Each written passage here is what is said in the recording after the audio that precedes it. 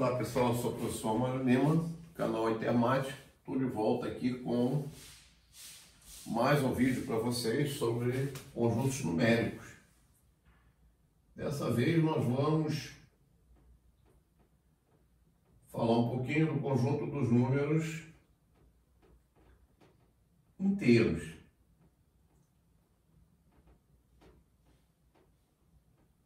Tá? Por que eu falo um pouquinho, né? Falo um pouquinho porque realmente é mínimo. Porque cada conjunto desse, tá? Ele tem uma infinidade de coisas que podem ser exploradas, podem ser pesquisadas, podem ser estudadas. E realmente é o mínimo que a gente está apresentando a vocês. É uma pequena revisão, tá? Bom, então a necessidade do aparecimento dos números negativos, de operações, por exemplo, de subtração, nos leva a uma ampliação do conjunto dos números naturais para o conjunto dos números inteiros, que nós vamos representar pela letra Z. Esse conjunto, ele traz como novidade para a gente o aparecimento das quantidades negativas.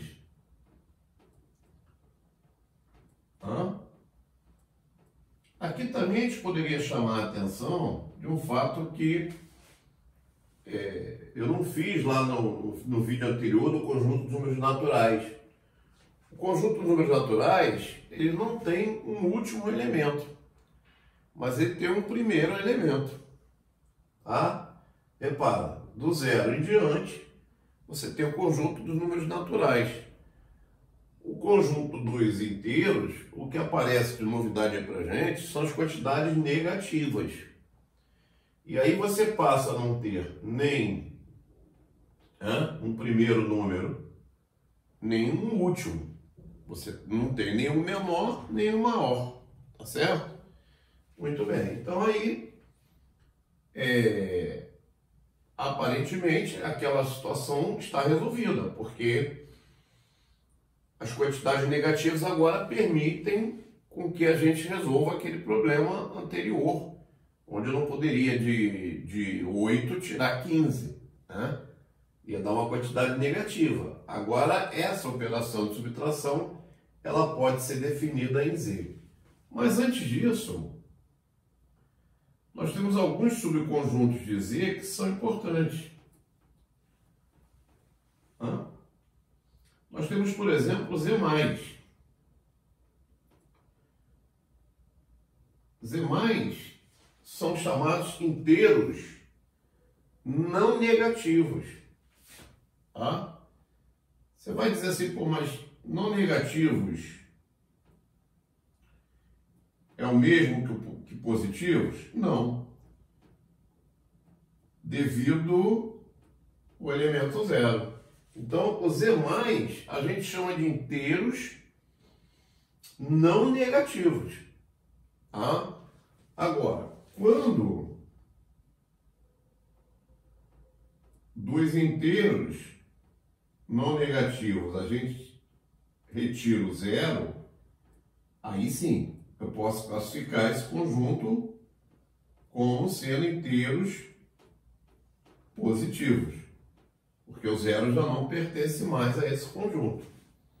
Veja bem, esses são alguns subconjuntos de Z, né? Da mesma forma como você tem inteiros não negativos, você tem os inteiros não positivos.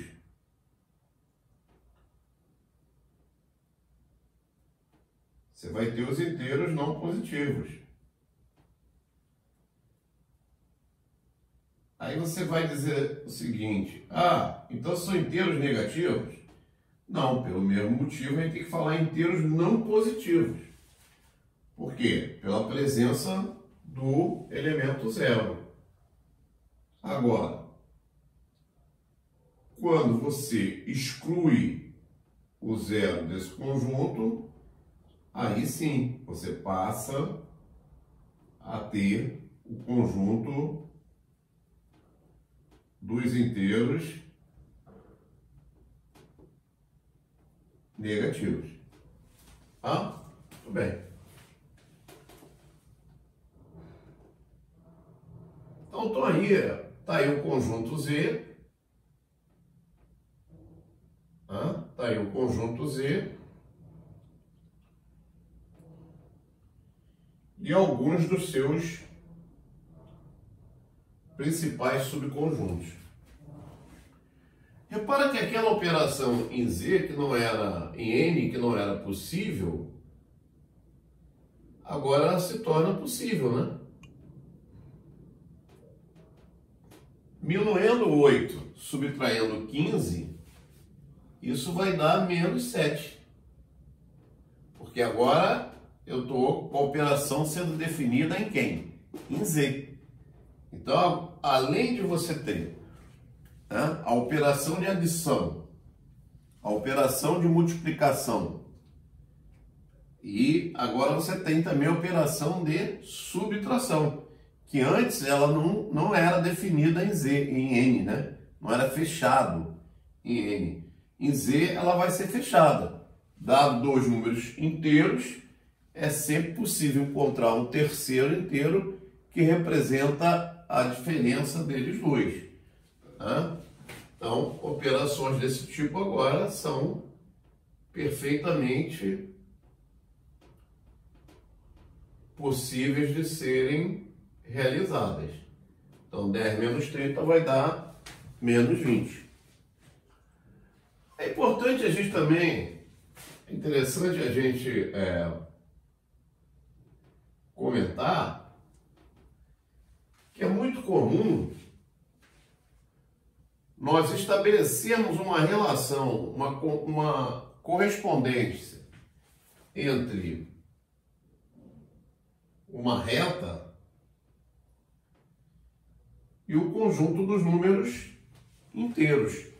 Quer dizer, não é, na verdade, uma reta, é de alguns pontos da reta com os números inteiros.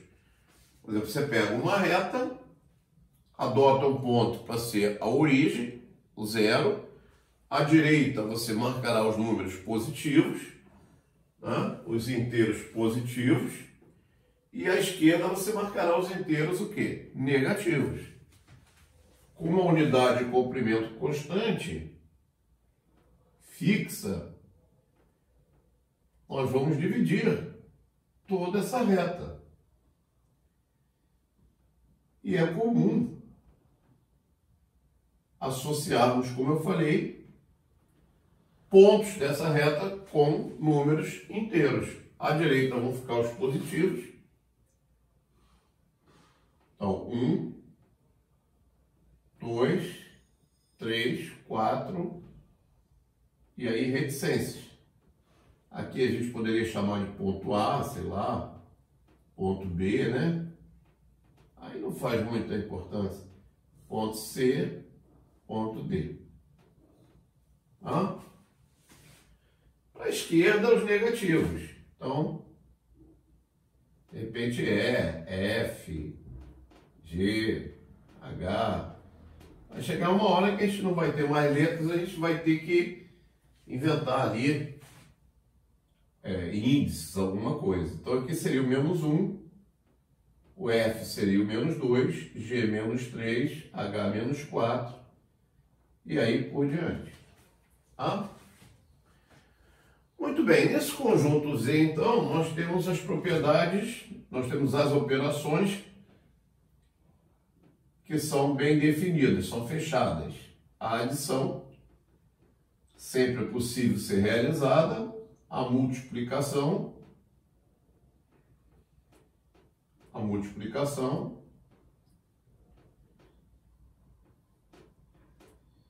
e agora a subtração, ela também passa a ser o quê? Passa a ser uma operação fechada. Bom, um conceito importante para a gente definir é o conceito de divisibilidade.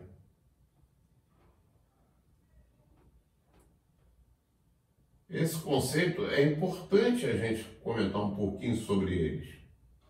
Tá? O que é a divisibilidade em Z? Tá? Aqui a gente vai fugir um pouquinho do tradicional, porque a gente vai escrever de outra forma isso. A gente fala que o número A divide o número B, tá? Ou que A é divisor de B, se somente se, isso aqui é um novo símbolo, né? Se somente se, quer dizer, vale a ida e vale a volta. Se existir um número K inteiro, tal que B é igual a A multiplicado por K.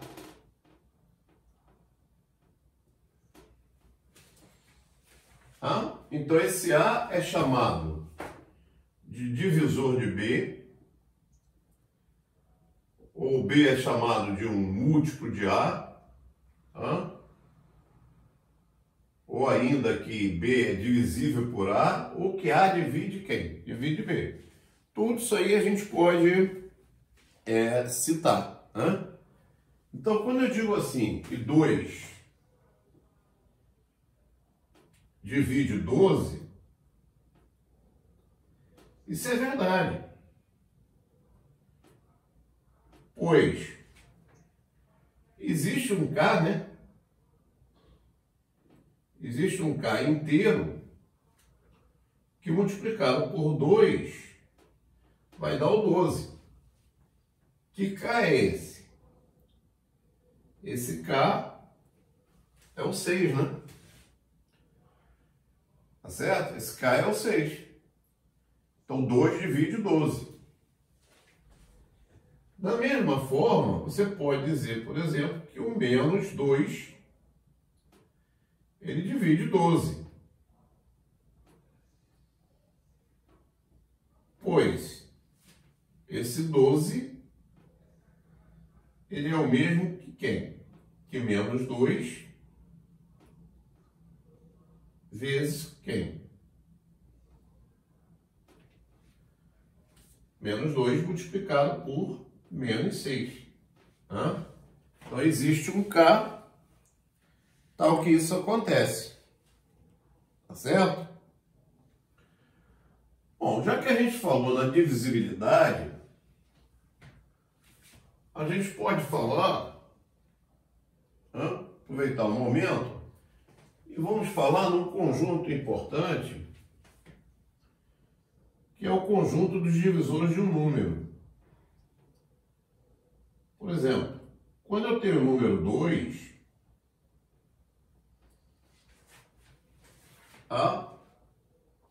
os números que dividem o número 2 são mais ou menos 1 e mais ou menos 2. São os números que dividem o número 2. Quando eu quero o conjunto dos divisores de 10, esses divisores de 10 eu posso dizer que são mais ou menos 1, mais ou menos 2, mais ou menos 5 e mais ou menos quem? Mais ou menos 10. Bom, já que a gente tocou nisso, tá? Já que nós tocamos nisso, é interessante, já que já estamos falando nisso mesmo, a gente perceber o seguinte: que existem situações, existem problemas em concursos que são distintos uma coisa da outra. O que quer dizer com isso? Por exemplo, vamos pegar o número 48.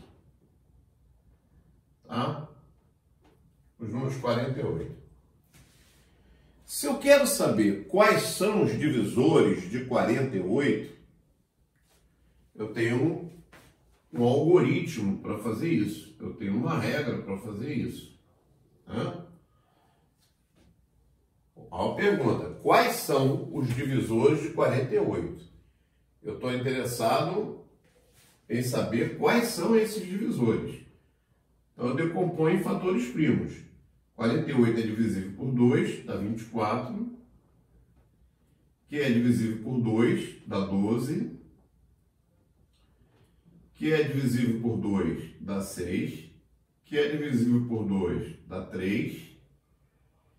Que não é mais por 2, é por 3, vai dar 1. Hã? E aí o que você faz? Você estabelece uma reta vertical aqui e coloca 1 lá em cima. E vai multiplicando. 2 vezes 1, 2. 2 vezes 2, 4. 2 vezes 4, 8. 2 vezes 8, 16. Mudei de fator. Eu saí do 2 para o 3. Quando eu saio de um fator para um novo, eu tenho que retornar. Então, eu vou ter 3 vezes 1, 3. Volto lá em cima. 3 vezes 2, 6. 3 vezes 4, 12. 3 vezes 8, 24. 3 vezes 16, 48. Bom, então esses seriam os divisores de 48, divisores positivos. Aqui eu só estou pegando os positivos. Tá? Deixar isso bem claro. Então, 1, 2, 3, né? 4, 1, 2, 3, 4, 6, 8, 12, 16, 24, 48. Vamos ver se esquecemos de alguém. 1, 2, 3, 4, 5, 6, 7, 8, 9, 10. 1, 2, 3, 4, 5, 6, 7, 8, 9, 10. Não. Esquecemos ninguém. Na verdade, o número de divisores aqui é igual a 20, né? Porque para cada um positivo vai existir um negativo correspondente. Tá? Então, 1 menos 1, 2 menos 2, 3 menos 3, 4 menos 4. Tá? Bom, qual é a crítica que a gente pode fazer a esse processo? A crítica que a gente pode fazer a esse processo é que, primeiro, se o número tiver uma quantidade de divisores muito grande, isso pode ser trabalhoso demais. Tá? Vamos supor que o número tenha 400 divisores, 500 divisores. Fazer isso manualmente é inviável, é praticamente inviável. Aí teríamos que recorrer a um computador ou algo parecido. Hã? Muito bem. Essa é uma das críticas. A outra crítica que se faz é o seguinte: muitas das vezes nós estamos interessados não apenas, quer dizer, nós estamos interessados apenas na quantidade de divisores. A gente não quer saber quais são os divisores. A gente quer saber quantos são os divisores. Hã? Uma outra situação é essa aqui, ó. É quantos são os divisores.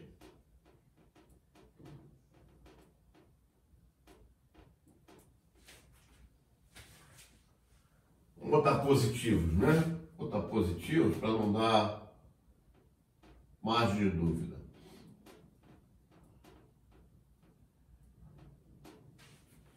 Quer dizer, então isso aqui se torna desnecessário. Tá? se torna desnecessário. Aí, o que a gente costuma fazer é o quê? Decompor o número em fatores primos, como nós já fizemos ali. É por 2 dá 24, é por 2 dá 12, é por 2 dá 6, é por 2 dá 3, é por 3 dá 1. Então, o 48, ele é 2 à quarta vezes 3. E aí, para saber, né, para determinar quantos são os divisores positivos, temos uma regrinha.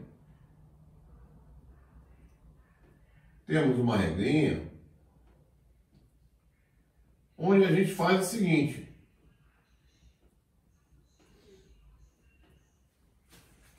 Nós pegamos o expoente de cada fator primo e acrescentamos uma unidade a ele. Então, por exemplo, 4. Eu vou acrescentar uma unidade. 4 mais 1. 3 elevado a 1. Então, 1 mais 1. Então, isso vai dar 5 vezes 2. 10. Então, existe 10 divisores positivos. Tá? 10 divisores positivos. Beleza? Se por acaso nós quiséssemos positivos e negativos, dobraríamos. Faríamos 20. É o dobro. Tá? Agora, às vezes, essa fórmula é demonstrável, tá, gente? É demonstrável lá quando se estuda análise combinatória. Quando você quer o número de divisores ímpares, é simples. Se você quer o número de divisores ímpares, basta você excluir o fator 2 da decomposição. Tá? Eu excluindo o fator 2, eu só vou ter o fator o quê? 3. E o 3 está elevado a 1. Então, 1 mais 1. Então, você vai ter apenas o quê? 2 fatores ímpares. 2 divisores ímpares. E realmente, né? Quem são os divisores ímpares aqui? É o 1 e o 3. Ah? Agora, e se ele pedirem, aqui pode estar confundindo, tá? Par e ímpar. Aqui é positivo, tá? Aqui é ímpar. E aqui eu vou colocar par, PA, tá? Para achar o número dos divisores pares, a gente vai ter que usar um processo indireto. O que nós fazemos? Nós achamos todos 10 e, logicamente, subtraímos os ímpares, que são 2. Então, você vai ter um total de 8 divisores, o quê? Pares. Realmente, ó. 2, 1, 2, 3, 4, 5, 6, 7, 8. Tá? Bom, uma outra coisa que a gente costuma discutir muito aí, no âmbito dos professores, é a definição de números primos, né? Isso é um caso problemático, tá? É um caso problemático.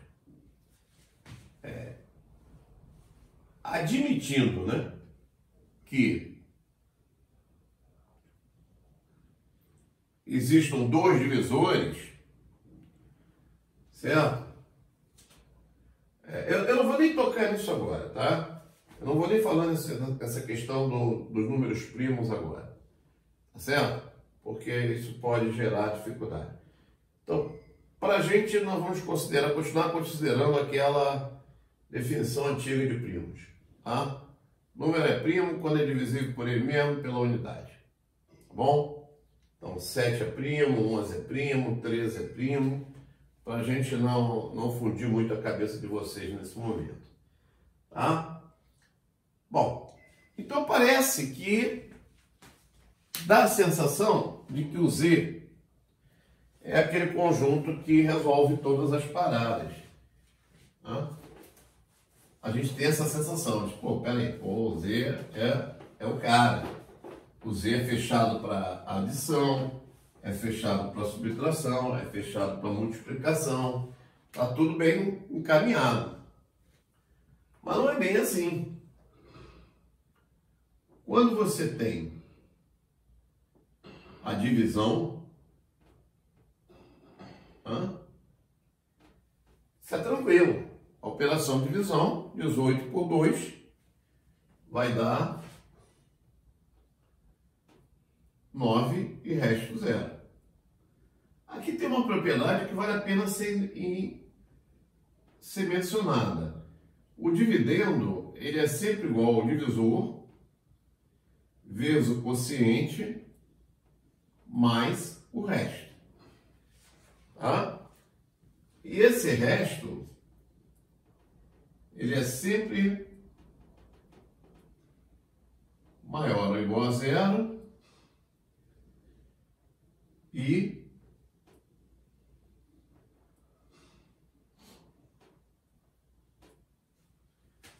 menor que o divisor menos 1. Tá? O menor ou igual, né? Menor ou igual, sendo que o maior possível é o divisor menos a unidade. Tá? Quer dizer, se eu divido por 2, o maior resto possível é 1.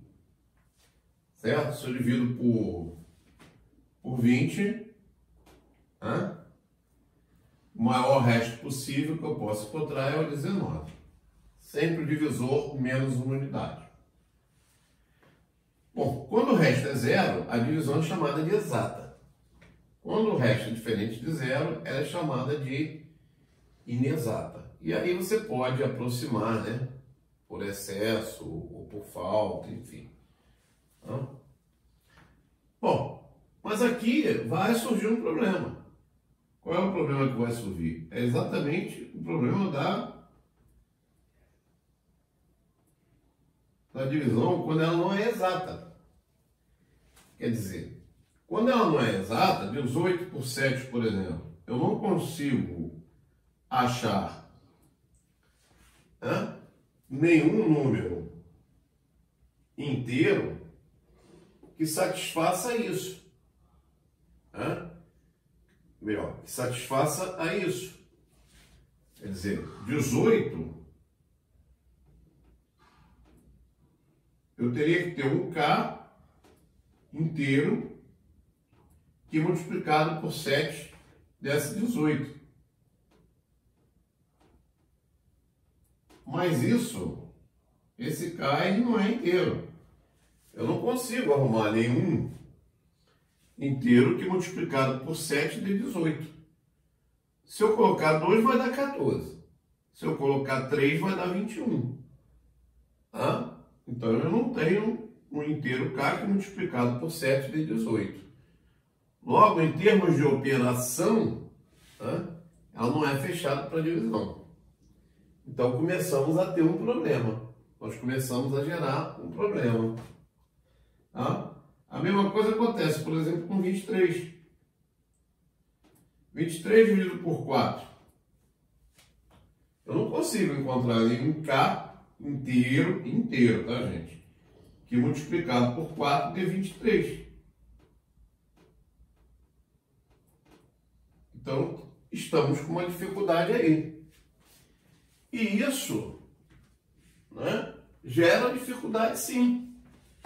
Muita para matemática. Por quê? Vocês lembram quando eu falei no conjunto universo? Numa das aulas aí, num dos vídeos, eu falei em conjunto universo. Então, por exemplo, se eu quero resolver essa equação no universo dos naturais, isso tem uma solução. O que quer dizer isso? Eu estou querendo encontrar qual é o x que multiplicado por 2 vai dar 6. Desde que esse x seja natural.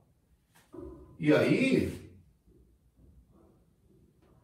nós vamos ter 6 dividido por quem? Por 2. Vamos encontrar 3. Agora, nós poderíamos ter uma outra equação que não tivesse solução nesse universo. Por exemplo, se eu boto o universo aqui sendo naturais e coloco 2x igual a menos 6, essa minha equação ela não tem solução nesse conjunto. Né? Nesse conjunto N. Por quê? Eu não consigo encontrar nenhum natural que multiplicado por 2 dê quem? Dê menos 6. Então, essa solução aqui, o conjunto de solução aqui seria vazio. A equação seria impossível nesse universo. Tá? Porém, embora ela não tenha solução em N, ela tem a mesma equação, ela deixa de ser impossível quando meu universo passa a ser Z. Se meu universo é Z, aí eu não tenho problema. Tá? A minha equação tem como raiz, tem como solução, menos 6 dividido por 2. Ou seja, menos 3. Aí o conjunto de solução passa a ser menos 3. Ah? E esse é o problema que a gente encontra no conjunto dos números inteiros. Por exemplo, uma equação desse tipo, né, certamente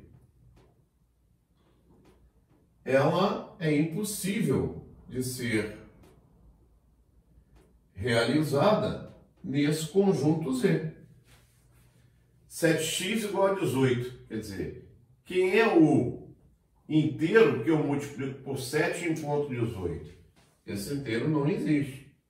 Então, o conjunto de solução nesse universo é o quê? É o vazio. Então, o inteiro, conjunto dos números inteiros, que parecia que seria a nossa salvação, a nossa redenção, ele está se mostrando também deficitário, tá bom? Gente, um abraço, a gente fica por aqui, eu espero que tenha ficado claro, até a próxima.